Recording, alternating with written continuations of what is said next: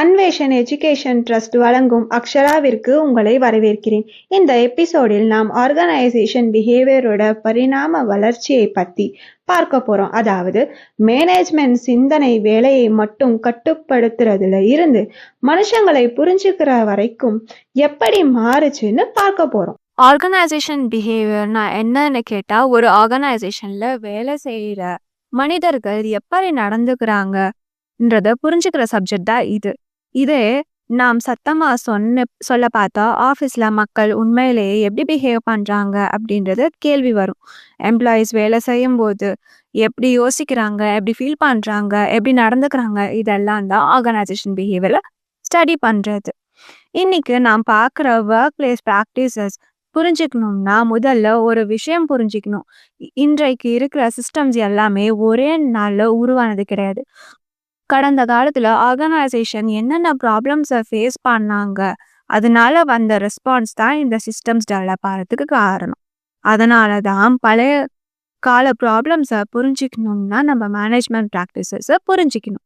இவ்வளோ மேனேஜ்மெண்ட் தியரிஸும் முந்தைய தியரியில் இருந்து ஒரு லிமிடேஷன்ஸ்க்கான ரெஸ்பான்ஸாக தான் வந்துச்சு. சிம்பிளாக சொன்னால், முன்னாடி இருந்த ஐடியா வேலை செய்யாமல் போச்சு, அதனால தான் ஒரு புதிய ஐடியா உருவாச்சு. ஓல்ட் தியரிஸ் விட்டுட்டு போன கேப்ஸை நியூ தியரிஸ் ஃபில் பண்ணுச்சு. ஏர்லி இண்டஸ்ட்ரியல் பீரியடில் ஆர்கனைசேஷன் ஃபேஸ் பண்ண பிக்கெஸ்ட் ப்ராப்ளம்ஸ் என்னன்னா ப்ரொடக்டிவிட்டி. ஆனால் ப்ரொடக்டிவிட்டின்னு சொன்னால் பல பேருக்கு தவறான அண்டர்ஸ்டாண்டிங் இருக்குது. ப்ரொடக்டிவிட்டினா அதே ரிசோர்ஸை யூஸ் பண்ணி அதுக்கு அவுட்புட் ப்ரொடியூஸ் பண்ணுறது. ஃபேக்ட்ரிஸ்க்கு அதிக ப்ரொடக்ஷன் வேணும், வேகமான வேலையும் வேணும், காஸ்ட்டும் குறையணும். அப்போது எஃபிஷியன்சினா ஸ்ட்ராட்டஜி கிடையாது, சர்வைவல். இந்த ப்ராப்ளம்க்கு சொல்யூஷனாக தான் ஃப்ரெட்ரிக் டெய்லர் சயின்டிஃபிக் மேனேஜ்மெண்ட்டை இன்ட்ரடியூஸ் பண்ணார். அவர் வேலையை செய்வதையே முந்தையவர்களை விட மிகவும் டிஃப்ரென்ஸாக அப்ரோச் பண்ணாங்க. டெய்லருக்கு ஒரு ஸ்ட்ராங் பிலீஃப் இருந்துச்சு, ஒர்க்கை சயின்டிஃபிக்காக ஸ்டடி பண்ணலாம். இதை கேட்டால் ரொம்ப காம்ப்ளிகேட்டடாக தோணலாம், ஆனால் ஐடியா ரொம்ப சிம்பிள் தாங்க. ஒரு கண்ட்ரோல்டு எக்ஸ்பீரியன்ஸ் மாதிரி வேலையை ஸ்டெப் பை ஸ்டெப்பாக பிரேக் பண்ணி அனலைஸ் பண்ணலாம். ஜாபை ஸ்மால் டாஸ்க்ஸாக ஸ்ப்ளிட் பண்ணாங்க. ஒவ்வொரு டாஸ்க்குக்கும் டைம் கேல்குலேஷன் பண்ணாங்க, அதை ஸ்டாண்டர்டும் பண்ணாங்க. இதுக்கு மீனிங் என்னன்னா, வேலை செய்கிற ஃப்ளெக்சிபிலிட்டி குறைஞ்சுது. ஒவ்வொரு குறையும் அதே மெத்தடில் தான் வேலை செய்யணும். ஒர்க்கர்ஸை செலக்ட் பண்ணும்போது எஃபிஷியன்சி தான் மெயின் க்ரைட்டீரியாவாக இருந்தது. க்ரியேட்டிவிட்டியோ இல்லை பர்சனல் க்ரோத்தோ முக்கியமாக இருக்கல. ஃபிசிக்கல் அபிலிட்டி, ஸ்பீட், இதை தான் பார்த்து செலெக்ஷன் பண்ணாங்க. ப்ரொடக்டிவிட்டி இன்க்ரீஸ் பண்ண ஃபினான்ஷியல் இன்சென்டிவ்ஸ் யூஸ் பண்ணாங்க. லாஜிக் ரொம்ப சிம்பிள், அதிக வேலைனா அதிக சம்பளம். நம்பர்ஸை வச்சு பார்த்தா இந்த அப்ரோச் ஒர்க் ஆச்சு. ப்ரொடக்டிவிட்டி இன்க்ரீஸ் ஆயிடுச்சு. ஆனால் ப்ராப்ளம் எங்கே ஸ்டார்ட் ஆச்சுன்னா, இங்கே தான் ஜாப் ரிப்பீட்டிவாக மாறிடுச்சு. ஹியூமன் நீட்ஸை இக்னோர் பண்ண ஆரம்பித்தாங்க. ஒர்க்கர்ஸ் ஒரே டாஸ்க்கை திரும்ப திரும்ப முடிவே இல்லாமல் செய்ய ஆரம்பித்தாங்க. மோட்டிவேஷனுக்கும் இமோஷன்ஸ்க்கும் யாரும் கவனமே கொடுக்கல. அதனால டிஸாட்டிஸ்ஃபேக்ஷன் அதிகமாச்சு, ஃபேட்டிக்யூவும் சಹ அதிகமாச்சு. அப்போது மேனேஜர்ஸ்க்கு ஒரு ரியலைசேஷன் வந்தது, ப்ரொடக்டிவிட்டி மட்டும் போதாது, எஃபிஷியன்சி ஒரு லிமிட் இருக்கு. அடுத்த சேலஞ்ச் கோஆர்டினேஷன். ஏன்னா இண்டிவிஜுவலாக மேனேஜ் பண்ணுறது வேற, ஹோல் சிஸ்டமை மேனேஜ் பண்ணுறது ரெண்டுமே வெவ்வேறையாக இருந்துச்சு. கோஆர்டினேஷன்னா எல்லாம் ஸ்மூத்தாக பண்ணால் ஒர்க் பண்ணுறதே என்ஷூர் பண்ணுறது. ஆர்கனைசேஷன் சைஸாக க்ரோ ஆனதுக்கப்புறம் இண்டிவிஜுவல் எஃபிஷியன்சியை வச்சு கண்ட்ரோல் பண்ண முடியலை. ஸ்கேல் எல்லாத்தையும் சேஞ்ச் பண்ணிடுச்சு. மேனேஜருக்கு கிளாரிட்டி வேணும்னு தோணுச்சு. அத்தாரிட்டி யாருக்கு, ரெஸ்பான்சிபிலிட்டி யாருக்கு, டெசிஷன் யார் எடுக்கிறாங்க, யார் என்ன செய்கிறாங்க, யாருக்கு யார் ஆன்சரபிளாக இருக்காங்க, இது எல்லாத்துக்குமே ஒரு கிளாரிட்டி தேவைச்சு. ஸோ அதை இதெல்லாம் வச்சு டிசைட் பண்ணாங்க. இந்த நீட் தான் அட்மினிஸ்ட்ரேட்டிவ்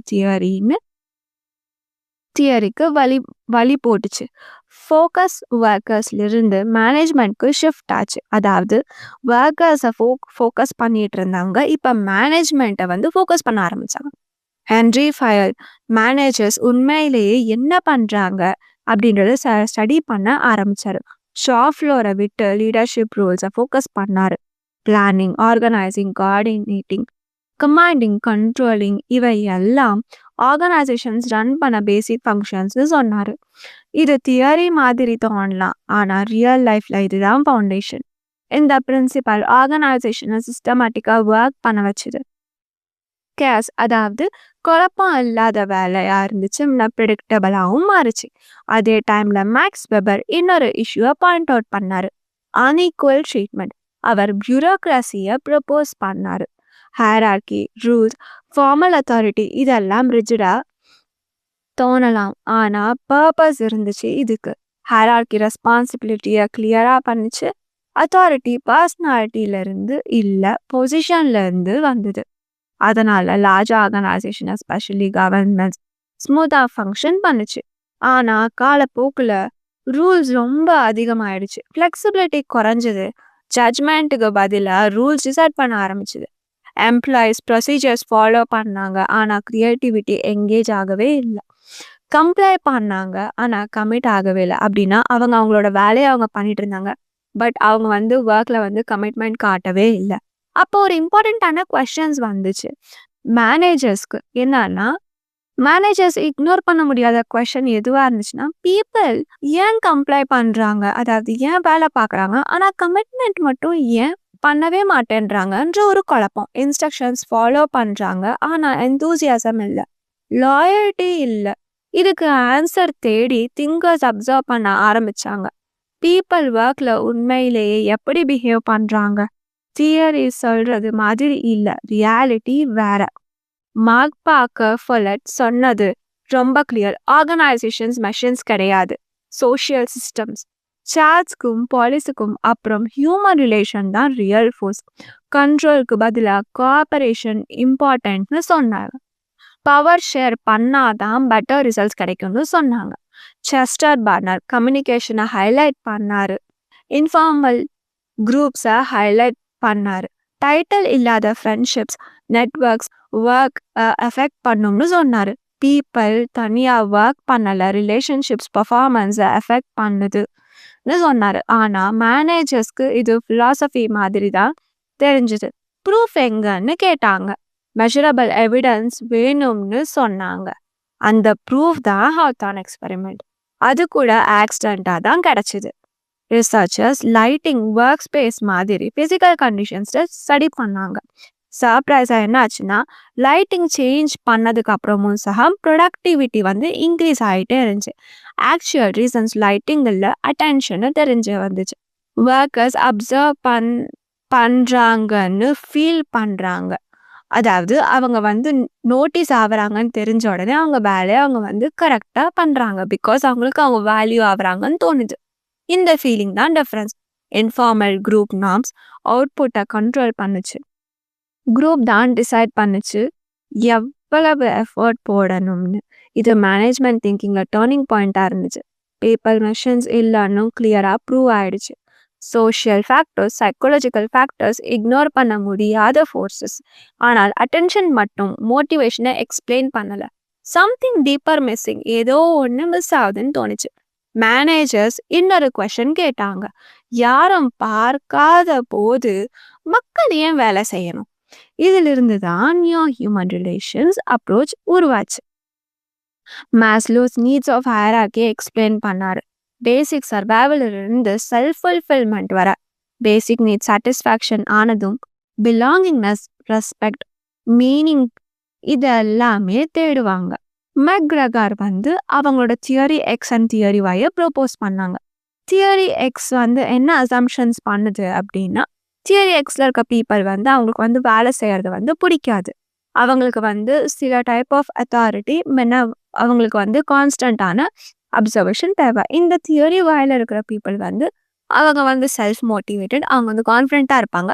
அவங்களுக்கு எந்த ஒரு கைடன்ஸும் தேவையில்லை, அவங்க வேலையை அவங்க க்ளீனாக பண்ணுவாங்க. இதுதான் மேனேஜர்ஸ் அசம்ஷன் பண்ணுது.